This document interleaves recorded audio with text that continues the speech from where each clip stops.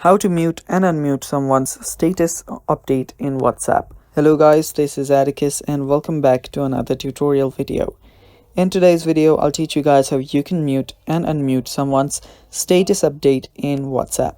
So without any further ado, let's dive right into it.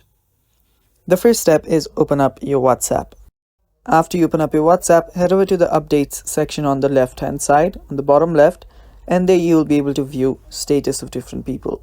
So as you can see, there is a status here. I'll just open it up.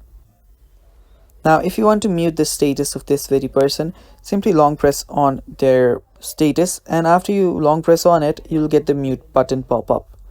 Tap on the mute button and tap on the mute button again to mute their status updates.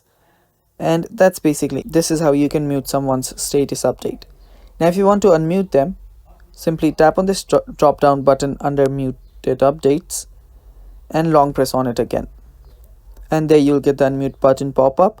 Tap on the unmute button and unmute again, and that's how you unmute someone's status update. And that is basically it, guys. That is how you can mute and unmute someone's status update in WhatsApp. Thanks for watching. That is all for today's video. Stay tuned for more, and bye bye.